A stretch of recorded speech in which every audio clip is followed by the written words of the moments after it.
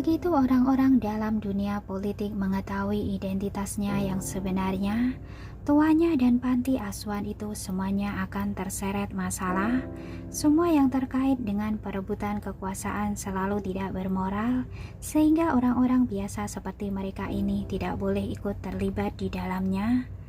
Mungkin Lorenzo mengira dengan kemampuannya itu, ia dapat melindungimu. Sehingga ia tanpa ragu-ragu membawamu menghadiri pesta perjamuan makan ini.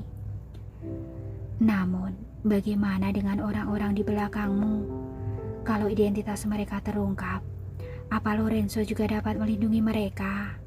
Bahkan jika ia berusaha sekuat tenaga pun, akan ada saatnya ia tidak mampu melindungi mereka. Bibi Lauren menasihatinya dengan tulus. Bibi tahu hatimu telah tersentuh, tapi sebelum kamu jatuh terlebih dalam, aku masih ingin mengingatkanmu untuk berhati-hatilah. Mendengar ucapannya itu, tatapan Dewi yang sebelumnya menyala-nyala berangsur-angsur meredup. Tatapannya berubah rumit dan digantikan dengan rasa ingin berjuang, fokus mengurusi hidupnya sendiri. Sebenarnya kehadiranku di sini juga tidak dapat membantunya. Mungkin ia sudah mempersiapkan semuanya. Atau jika aku pergi, ia tidak akan mendapat banyak masalah seperti ini. Seketika itu juga ia langsung memutuskan, "Ayo pergi." "Apa kamu sudah memikirkannya matang-matang?" Bibi Lauren bertanya dengan lembut. "Sangat jelas." Dewi menganggukkan kepalanya. "Manfaatkan kesempatan yang begitu langka ini untuk pergi lebih awal, jauh-jauh dari konflik." "Baik, aku akan pergi mengaturnya. Pastikan ponselmu aktif dan tetaplah berhubungan." Bibi Lauren mengingatkan. "Ponsel? Bibi sudah punya ponsel." Dewi teringat kalau alat komunikasi Bibi Lauren telah lama hancur. "Aku baru saja membuatnya." Bibi Lauren mengeluarkan ponsel yang telah dimodifikasi dan menggoyang-goyangkannya. "Tunggu kabar dariku." Sebagai mantan agen rahasia, sangat mudah baginya untuk memodifikasi sebuah ponsel. "Iya." Dewi melihatnya pergi, lalu menghampiri jendela untuk mengamati situasi di luar. Tidak jauh dari sana ada sebuah mobil ambulan yang sedang datang melaju. Tampaknya tebakan Bibi Lauren tepat. Sekarang ia harus bergegas menyamar sebagai perawat untuk masuk ke dalam mobil. Namun Hannah dan Sharon terus berjaga di luar. Ia benar-benar tidak dapat meninggalkan tempat ini. Saat memikirkan semuanya itu, tiba-tiba terdengar suara dari luar. "Kami datang untuk membawakan obat Nona Wiwi." Dengan segera pintu pun terbuka. Bibi Lauren terlihat seperti perawat kembali dan membawa Kelly masuk. Dewi dan Bibi Lauren saling menatap satu sama lain dan langsung memahami rencananya. Setelah menutup pintu, Bibi Lauren segera memberi Kelly obat. Mata Kelly pun melebar lalu mulai melucuti pakaiannya. Dewi bergegas menukar pakaiannya dan Bibi Lauren segera menyamarkan penampilannya menjadi seperti Kelly. Setelah Bibi Lauren menukarkan pakaian Dewi dengan Kelly, ia pun menidurkan Kelly di atas sofa dan menarik Dewi pergi dari sana. "Apa kita akan ketahuan seperti ini?" Dewi merasa cemas. Sudah tidak ada waktu lagi. Ambulan sudah tiba, desak Bibi Lauren. "Cepatlah, setelah mereka menemukan Kelly, kita sudah meninggalkan kantor kepresidenan dengan ambulan ini." "Baiklah."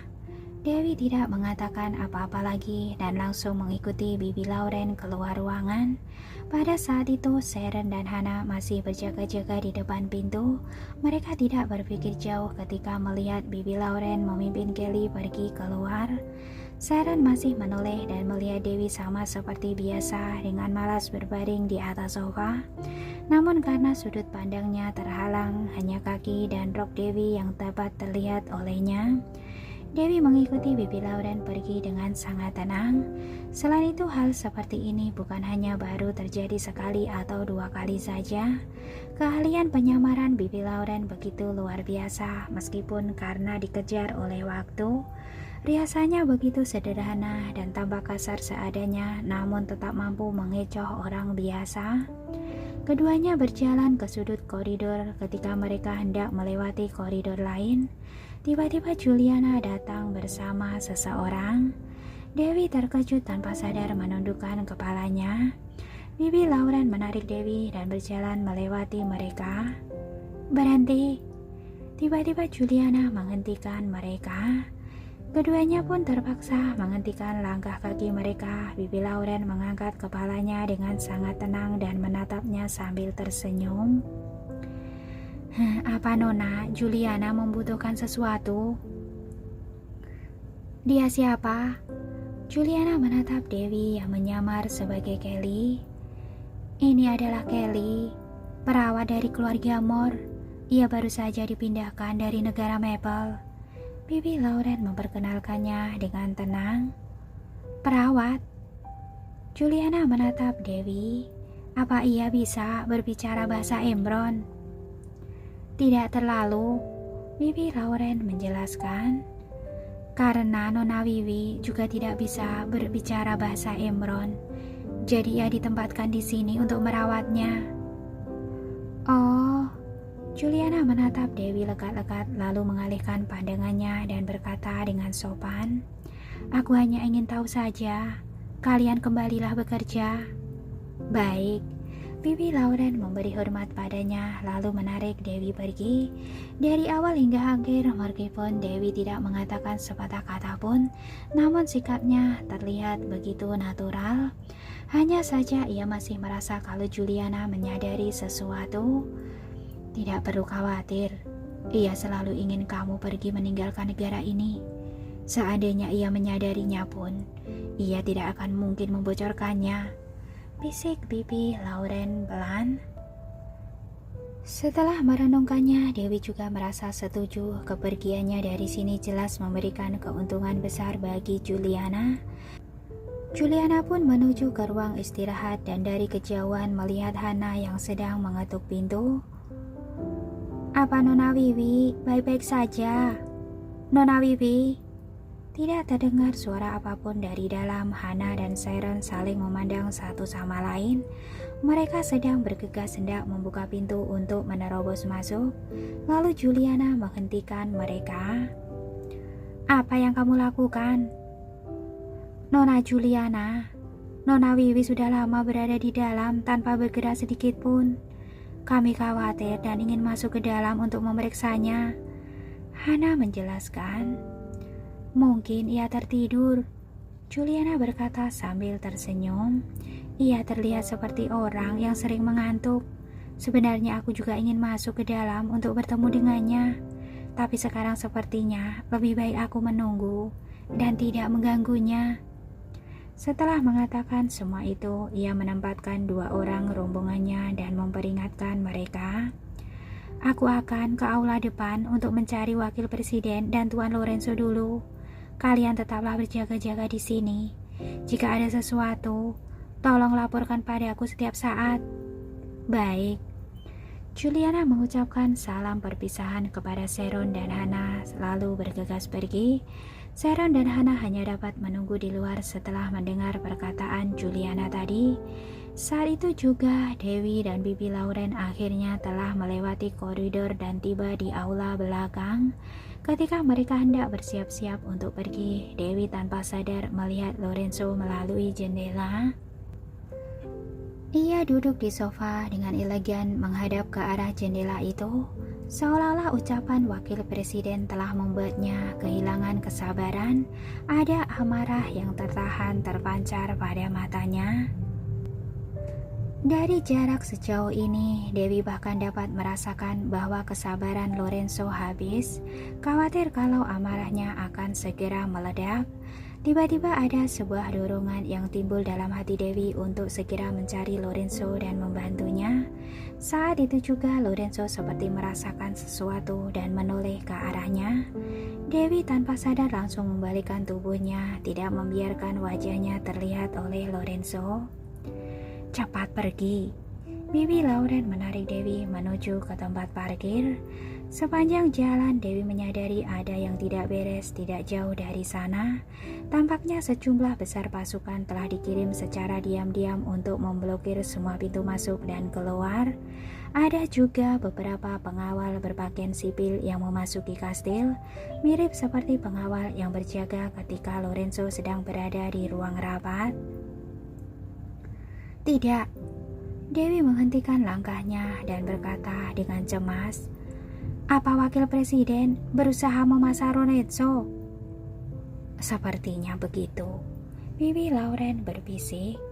Kalau melihat seluruh prajurit ini, dikhawatirkan Lorenzo tidak dapat pergi kalau ia tidak menyetujui persyaratan yang diajukan oleh wakil presiden pada malam ini.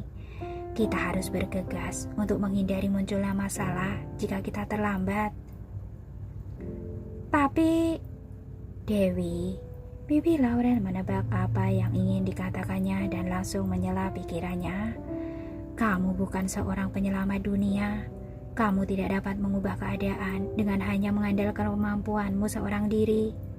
Mendengar kata-kata ini, Dewi pun menunduk. Memang ini bukan hutan, ia tidak bisa berbuat apa-apa. "Ia akan baik-baik saja." Bibi Lauren menepuk-nepuk pundaknya. Tujuan dari sengketa perebutan kekuasaan adalah untuk meraih keuntungan.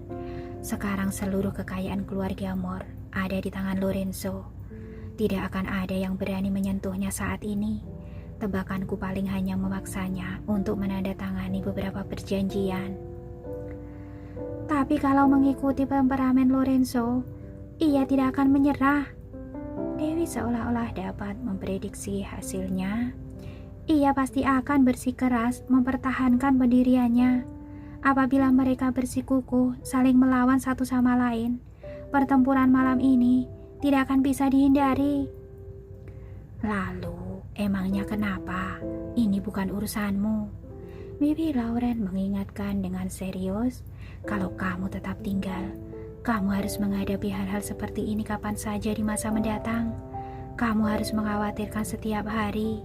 Apa kamu bisa tahan?" Dewi kembali terdiam setelah mendengarnya. "Sudahlah, jangan dipikirkan lagi. Ayo kita pergi." Bibi Lauren menarik Dewi pergi. Kedua orang itu tiba di tempat parkir. Saat ini ada sekelompok orang yang sedang mengelilingi wanita bangsawan yang asmanya Kambo itu. Seorang bangsawan bertanya dengan marah, "Di mana dokter kalian?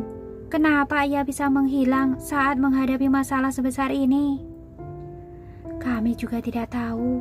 Jelas-jelas tadi ia masuk bersama kami untuk menjemput Nyonya. Tapi ketika kami keluar, ia sudah menghilang." "Keterlaluan.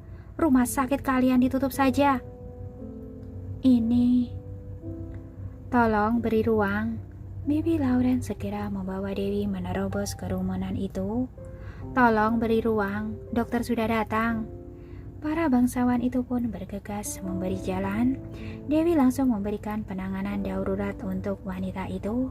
Para petugas medis yang melihat Dewi serta Bibi Lauren segera merasa curiga.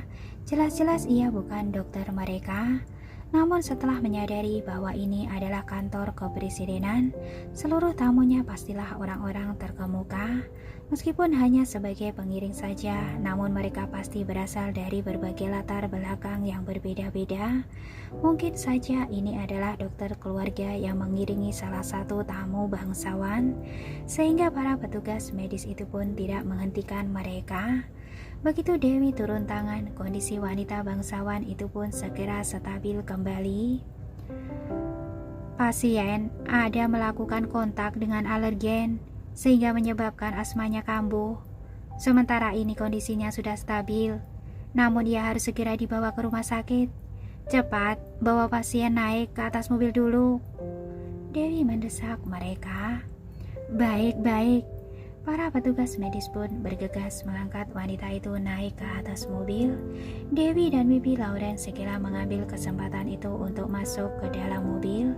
Tim ambulan pun perlahan-lahan pergi. Dewi melihat keluar jendela, perasaannya begitu rumit. Apa ia benar-benar pergi begitu saja seperti ini? Ia terus menanti-nantikan hal ini, namun sekarang ketika ia benar-benar pergi, ia merasa enggan untuk berpisah dengannya. Pikirannya dipenuhi dengan bayangan Lorenzo. Kastil di dalam ruang rapat, Lorenzo melihat keluar jendela. Beberapa lama kemudian ia baru mengalihkan pandangannya.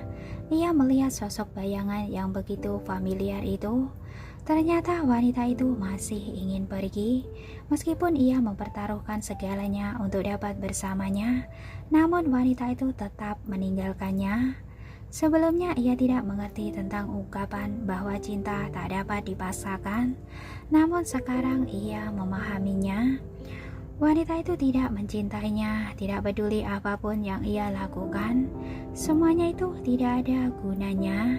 Dewi tidak mungkin tersentuh atau tergoyahkan. Ia akan pergi jika ia ingin pergi, tanpa memedulikan perasaannya, tanpa memedulikan konsekuensinya.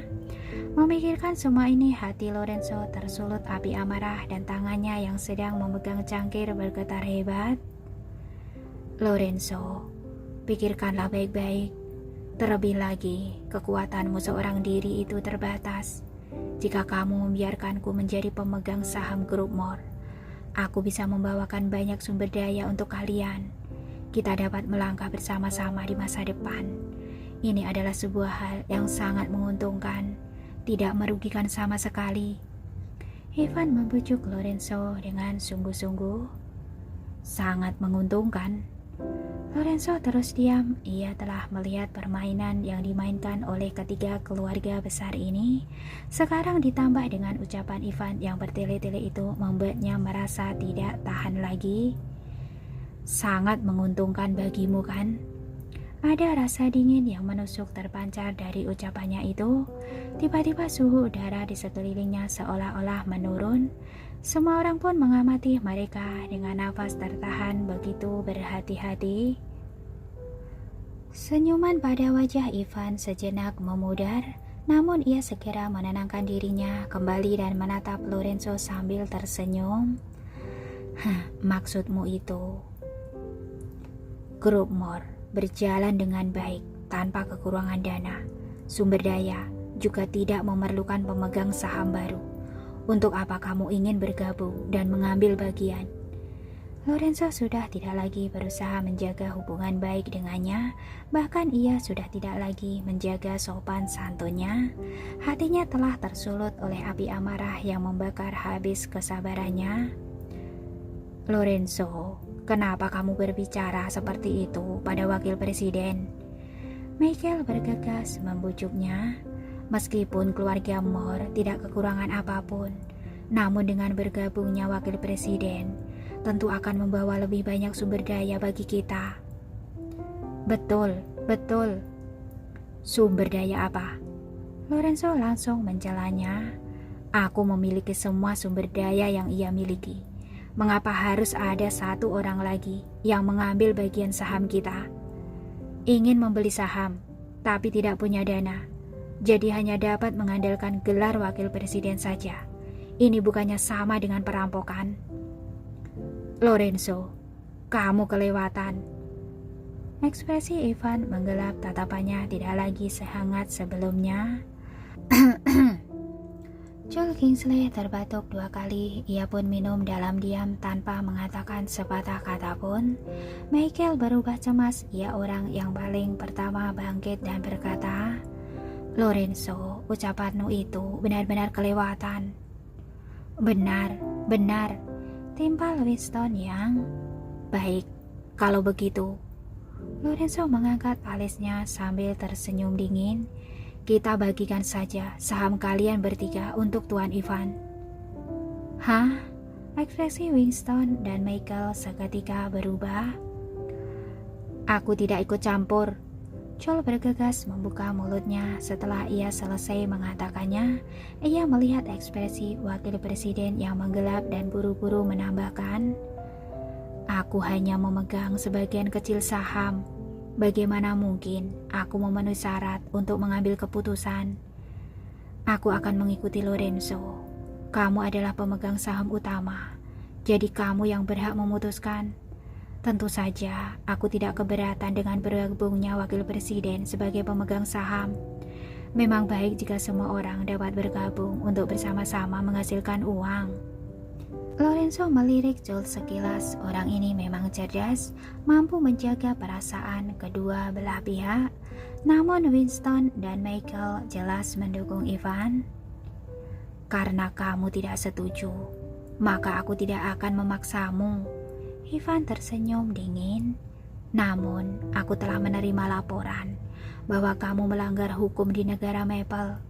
Sekarang bukan hanya orang-orang datang mengeluh padaku, tapi juga melapor pada departemen terkait. Aku harus memberikan penjelasan pada orang-orang terkait masalah ini. Jadi aku ingin memintamu untuk ikut dengan pihak militer dan menjalani penyelidikan." Alasan itu dikatakannya dengan tegas dan penuh percaya diri, seolah-olah semuanya itu benar. Padahal itu hanyalah sebuah ancaman terselubung yang ditunjukkan terhadap Lorenzo. Winston dan Michael menatap Lorenzo dengan gugup. Ekspresi mereka terlihat cemas dan gelisah. Joel terlihat cukup tenang, hanya mengamati semuanya itu dalam diam. Sudut bibir Lorenzo terangkat membentuk senyuman mencibir. Ia duduk bersandar di atas sofa dan menatap Ivan dengan dingin.